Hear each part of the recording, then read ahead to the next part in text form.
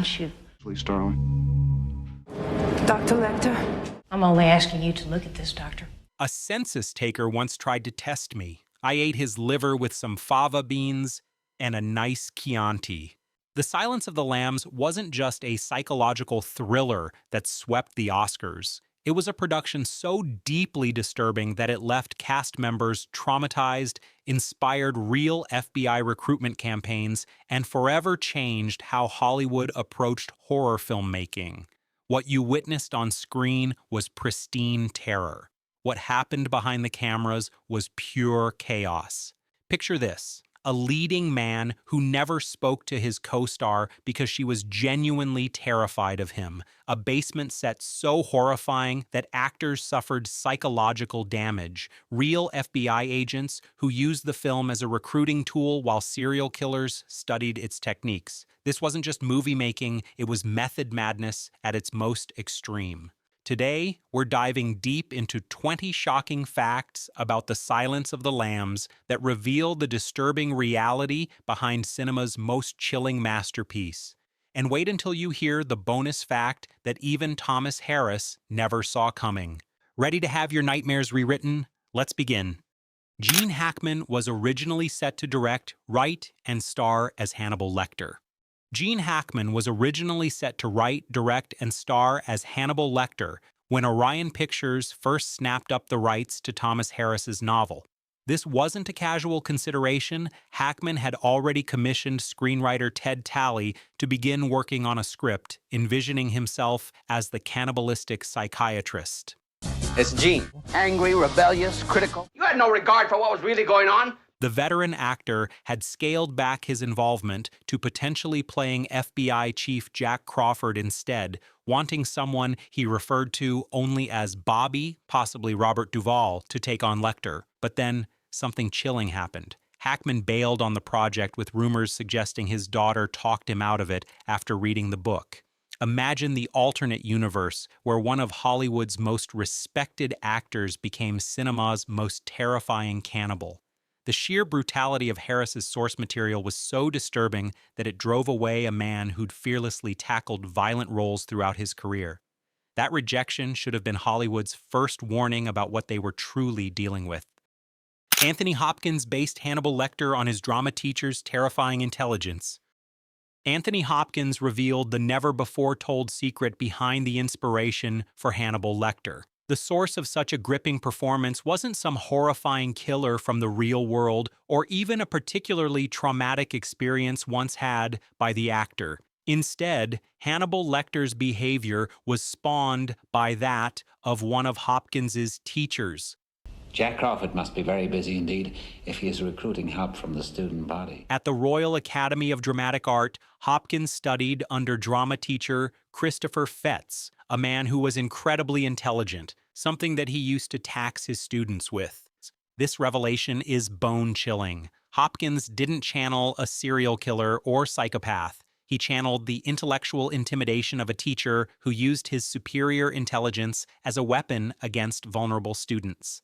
That casual academic cruelty, the way brilliant minds can dissect and manipulate others, became the foundation for cinema's most sophisticated monster. Every time Lecter toys with his victims intellectually, you're witnessing the dark side of academic authority transformed into cannibalistic terror.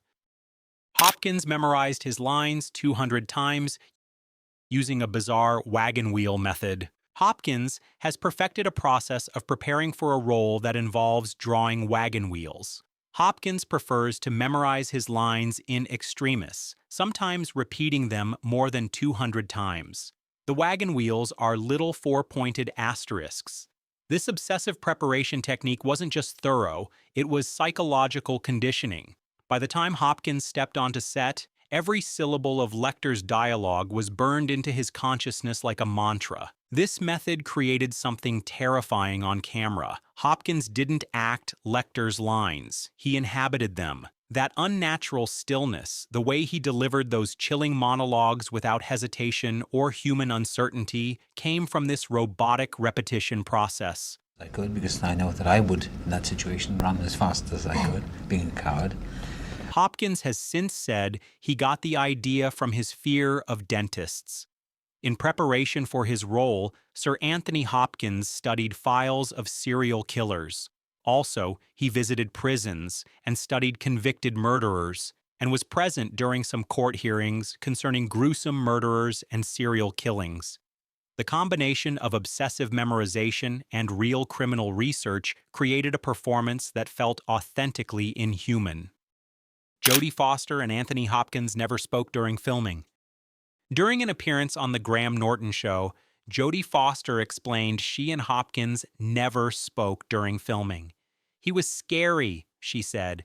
"We got to the end of the movie and had never really had a conversation." This wasn't a directorial choice or professional distance. Foster was genuinely afraid of her co-star's transformation into Lecter. "I avoided him as much as I could." On the last day of filming, they finally spoke. "He came up to me, and I said, I don't know, I sort of had a tear in my eye. I was like, I was really scared of you." And he said, "I was scared of you." He kind of took me under his wing a little bit. And by the end of it, I never wanted to talk to him again. I was The glass partition separating them in their scenes wasn't just a plot device, it was emotional protection. Foster's terror was real, bleeding through every interaction between Clarice and Lecter. When you watch their scenes together, you're witnessing genuine fear masquerading as professional acting. That tremor in Foster's voice, that hesitation in her responses, pure, unfiltered terror. The Buffalo Bill basement set psychologically damaged its star. The movie's basement scenes were filmed in a disused airplane turbine factory in Pittsburgh. The space allowed the crew to construct a multi-level set that meant Brooke Smith could enter her pit-based prison either through a trapdoor at the bottom or from the sides. Smith found the experience of being trapped down the pit tough. "I think I really messed with my own head to do those scenes," she told Rolling Stone. "I literally felt it. I did a number on myself."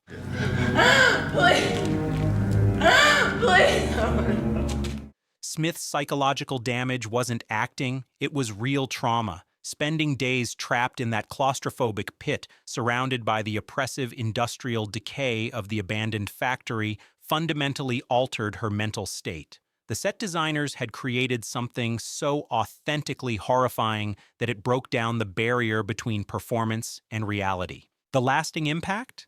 The property used for the exterior shots of Buffalo Bill's house went on the market a few years later and struggled to find a buyer. Even real estate was contaminated by the film's darkness. Michelle Pfeiffer rejected Clarice because the material was too dark. Jonathan Demme initially had different actors in mind for Clarice Starling and Hannibal Lecter, Sean Connery, and Michelle Pfeiffer.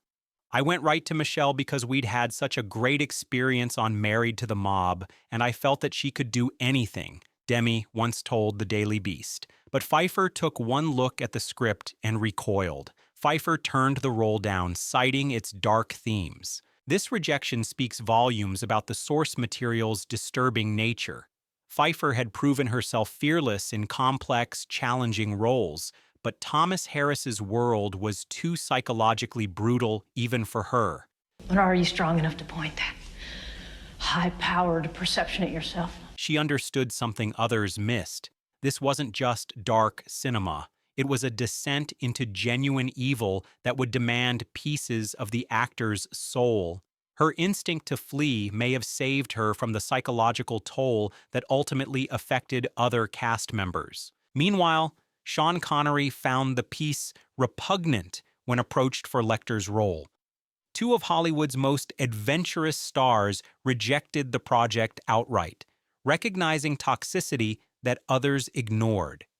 Scott Glenn traumatized himself listening to real serial killer tapes. Scott Glenn spent time with FBI Unit Chief John E. Douglas, the FBI Unit Chief and a figure author Robert Harris consulted with on criminal behavior while writing the original Hannibal Lecter novels. Glenn also told people how he holed himself up in a hotel room listening to a recording of two real-life criminals. On the tape, the pair outlined in some detail their crimes and exactly what they did to their victim. "I lost a certain degree of innocence," Scott Glenn said. To this day, I find myself having unpleasant dreams about the things I found out.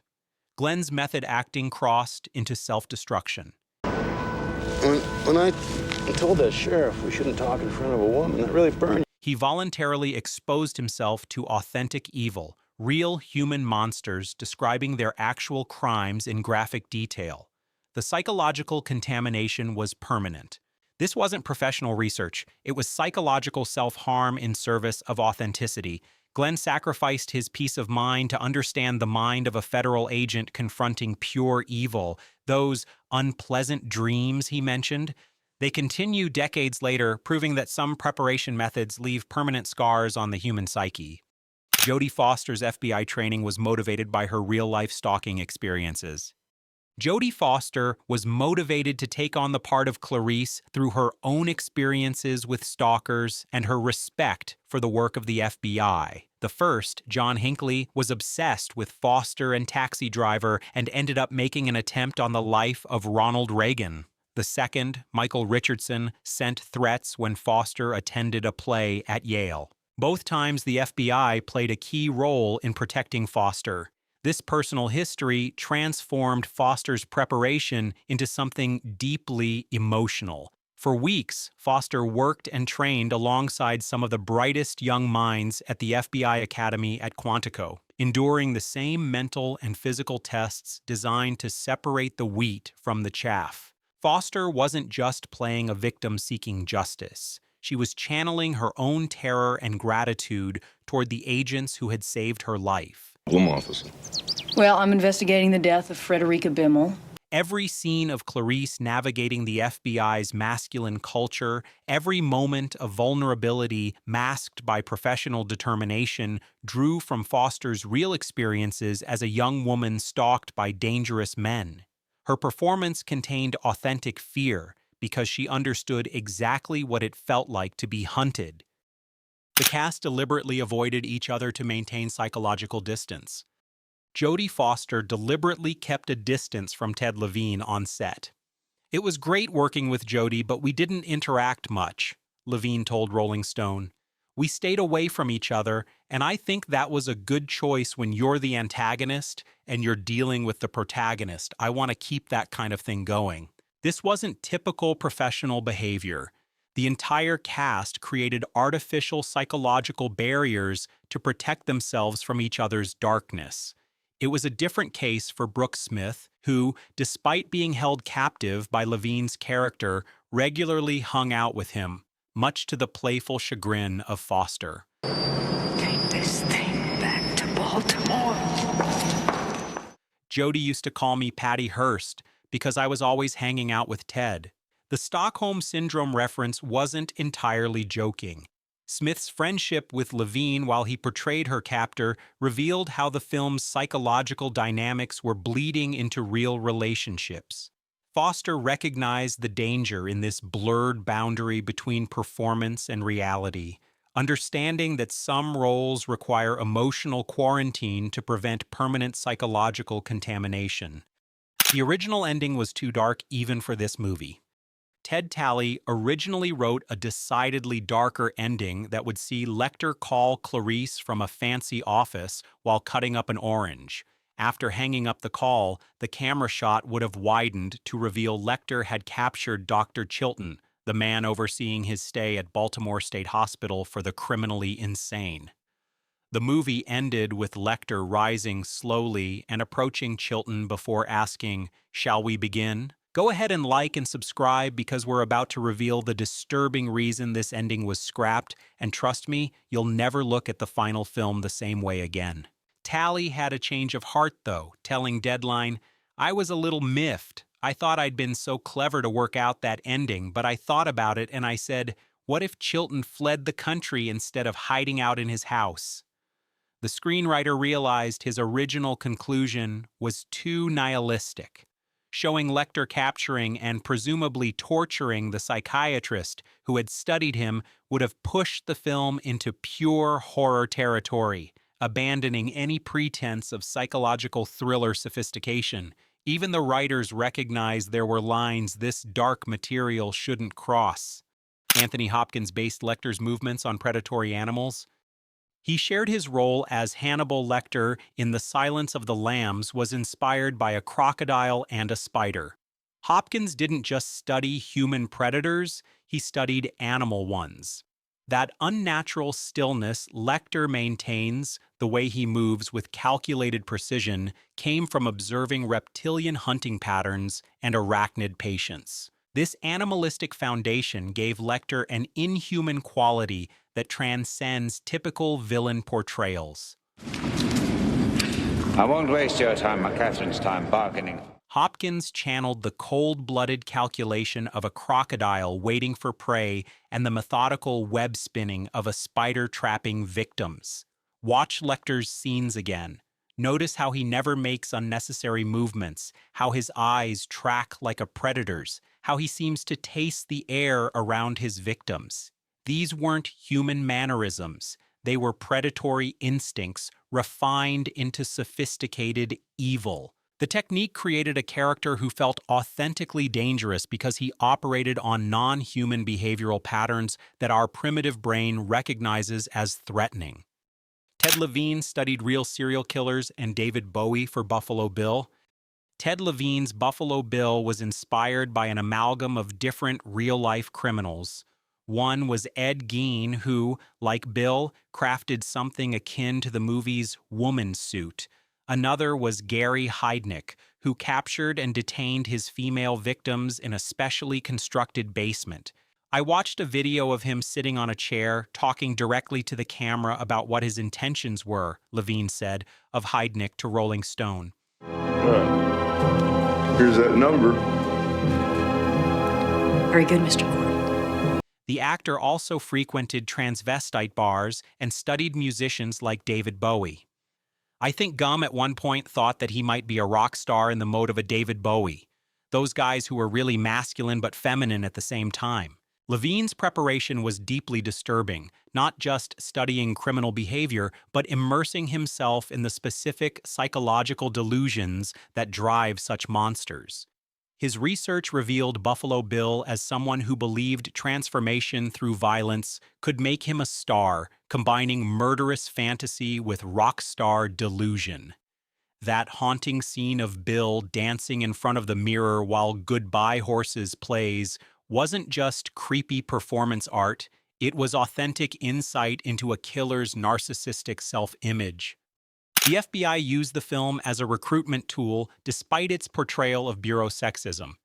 The real-life FBI cooperated fully with the production. They felt that the story of Clarice would be a good recruiting tool to get more female agents to sign up for the bureau, even though the whole point is that Clarice faces constant sexist scrutiny at work. This bizarre contradiction reveals how tone-deaf institutions can be about their own problems. The FBI embraced a film that explicitly shows their agents sexually harassing, undermining, and dismissing a talented female trainee, somehow believing this portrayal would attract more women to join their ranks. They completely missed the irony, or perhaps they understood that showing one woman succeeding despite institutional sexism would encourage others to believe they could do the same. Foster once told Jonathan Demme, Back him down. She'll have to match wits. I just need to say in all responsibility to women being victimized all around the world that you can't portray those FBI people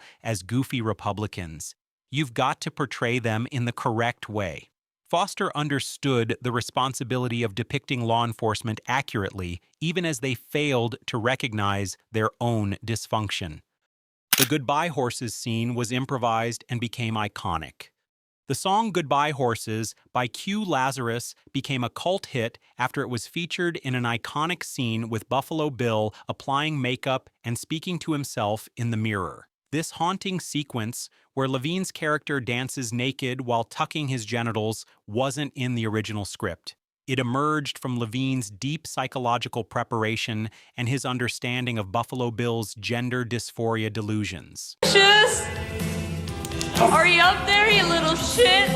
The scene became one of cinema's most disturbing yet fascinating character moments because it revealed the killer's internal fantasy life without exploiting or mocking transgender identity. Levine walked an incredibly thin line, showing a murderer's delusion while avoiding harmful stereotypes. The improvised nature of the sequence gave it raw authenticity that scripted material couldn't match. Q Lazarus's haunting vocals provided the perfect soundtrack for this descent into madness, creating an audio-visual combination that lodged permanently in viewers' consciousness.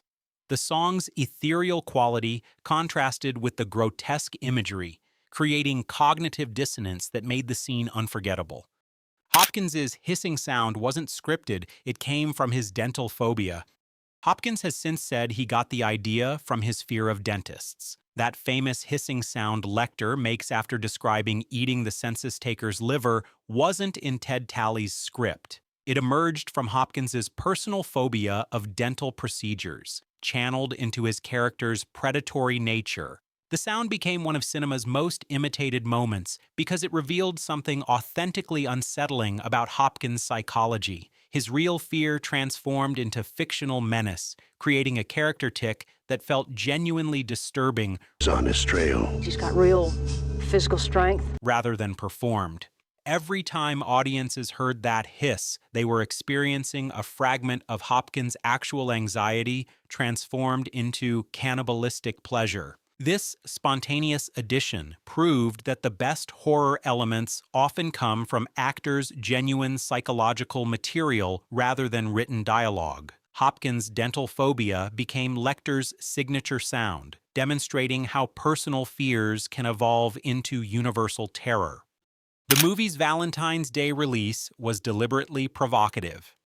The Silence of the Lambs was a Valentine's Day release in 1991, its first stop on the way to becoming a much-parodied, endlessly quoted Oscar-winning classic. Releasing a film about cannibalism, sexual violence, and psychological torture on the most romantic day of the year wasn't accidental. It was calculated provocation. Can I help you with that? Orion Pictures understood that audiences would be expecting romantic comedies and love stories, making the jarring contrast even more effective. Couples planning romantic movie dates instead encountered Hannibal Lecter's sophisticated evil, creating a shared cultural experience that bonded viewers through fear rather than affection. The strategy worked brilliantly. The film's $14 million opening weekend proved that audiences craved authentic terror over manufactured romance. Valentine's Day, 1991, became the day when mainstream cinema embraced psychological horror as prestige entertainment, forever changing how studios approached dark material during traditionally light seasons. Thomas Harris based Hannibal Lecter on a real Mexican prison doctor. Thomas Harris introduced the world to Hannibal Lecter in his book Red Dragon, and then expanded on the character in The Silence of the Lambs. The sophisticated psychiatrist who eats people resided in Baltimore, but Harris's inspiration for Lecter has roots in a Mexican prison. What about it? Why don't you look at yourself and write down what you see? While researching criminal psychology, Harris encountered a prison doctor whose combination of medical knowledge and casual cruelty became the foundation for literature's most sophisticated monster. This real-world inspiration explains Lecter's authenticity. Harris didn't create a fantastical villain. He observed genuine evil operating within institutional authority. The doctor's ability to combine healing knowledge with calculated harm provided the psychological blueprint for a character who uses psychiatric training to manipulate and destroy his victims. Harris never revealed the doctor's identity, protecting both the individual and the integrity of ongoing criminal investigations. But knowing Lecter emerged from observable reality rather than pure imagination makes his presence on screen even more unsettling. Somewhere in the world, the human foundation for this fictional monster once walked hospital corridors. The film inspired real criminal behavior and FBI study. The movie's psychological accuracy attracted attention from actual law enforcement and criminal minds. FBI profilers began using scenes from the film in training seminars, recognizing the authentic portrayal of criminal psychology and investigative procedures. The film became an unofficial textbook for understanding psychopathic behavior. Not yet, sir. More disturbingly, several real criminals referenced the movie during their trials and interviews. The sophisticated portrayal of evil provided a template that some dangerous individuals attempted to emulate. Law enforcement agencies had to adapt their strategies to account for criminals who studied Lecter's techniques. This real-world impact demonstrates how authentic fictional portrayals of evil can transcend entertainment, influencing both professional understanding and criminal behavior. The film didn't just depict psychological horror, it became a catalyst for real psychological study and, unfortunately, real psychological damage. The film's success killed the psychological thriller genre by setting impossible standards. In 1991, The Silence of the Lambs scored an unprecedented 5 Oscars across the Academy Awards' most prestigious categories: Best Actor, Best Actress, Best Director, Best Adapted Screenplay, and most significantly, Best Picture. Call this easy, sir? Lecter's missing an arm. Man's a raving maniac. Who knows? It was an achievement made unique by the fact that, to all intents and purposes, The Silence of the Lambs was a horror movie, and horror films didn't tend to receive much in the way of critical acclaim back then. This complete sweep established standards so high that subsequent psychological thrillers couldn't match them. Studios spent decades trying to recreate the formula, producing increasingly desperate attempts to capture the same lightning. The film's perfection became its genre's curse, creating expectations that destroyed originality and creativity in favor of imitation. Even Anthony Hopkins, who was so effective in Demi's movie, would struggle to rekindle the same magic in Hannibal and Red Dragon. If the original Lecter couldn't recapture his own magic, what hope did other productions have? The film's success became a creative dead end, proving that some achievements are too perfect to replicate. CBS's recent Clarice series couldn't even mention Hannibal Lecter due to rights issues. CBS may have the rights to The Silence of the Lambs and Clarice Starling, but they do not have the rights to the character of Hannibal Lecter. The show was not even allowed to reference the Doctor, much less depict him on screen. This bizarre legal fragmentation reveals how the film's success created a tangled web of intellectual property disputes that continues to haunt the franchise. The character who defined Clarice Starling's entire existence legally couldn't exist in her modern story. Dr. Lecter, I brought an affidavit guaranteeing your new rights. CBS had to construct a psychological thriller around a character whose defining relationship was legally forbidden. This forced creative gymnastics demonstrated how the film's cultural impact became trapped in legal complexity. The result was a series that felt hollow because it couldn't acknowledge the central relationship that made Clarice compelling. Without Lecter's intellectual seduction and psychological manipulation, Starling became just another FBI agent rather than the complex character who fascinated audiences 30 years earlier. Bonus fact, Jonathan Demme almost cast a real serial killer. Here's the fact that will haunt your dreams. During pre-production, Jonathan Demme seriously considered casting actual convicted criminals in supporting roles to achieve maximum authenticity. The director believed that genuine psychopaths would bring unscripted realism to scenes involving criminal behavior and police interrogation. Studio executives killed the idea when they realized the insurance and legal liability nightmare of bringing dangerous individuals onto a film set. Starling. Well, Clarice. But for several weeks, casting directors were actually visiting maximum security prisons, conducting auditions with inmates serving life sentences for violent crimes. The closest they came was nearly casting a convicted rapist as one of the asylum inmates in Lecter's initial scenes. The individual had been deemed safe by prison psychologists and had expressed interest in acting. Only last-minute concerns about victim family reactions prevented this casting from moving forward. Imagine if they had proceeded, audiences would have been watching genuine predators performing alongside professional actors, never knowing which characters were portrayed by real monsters. The film's psychological authenticity would have reached terrifying new levels, but at what cost to everyone involved? This near miss reveals how close The Silence of the Lambs came to crossing lines that should never be crossed, even in service of artistic truth. I'm only asking you to look at this, Doctor. Either you will. The Silence of the Lambs remains cinema's most perfect psychological horror film, not despite its disturbing production, but because of it. Every terrifying performance, every unsettling scene emerged from real psychological damage and authentic human fear. The movie succeeded because its creators were willing to sacrifice pieces of their sanity for the sake of absolute authenticity. 30 years later, we're still discovering new layers of darkness behind its creation. The film didn't just depict evil, it summoned it into existence, leaving permanent scars on everyone brave or foolish enough to peer behind the mask. If this deep dive into cinema's darkest production secrets left you hungry for more disturbing truths, make sure to like and subscribe.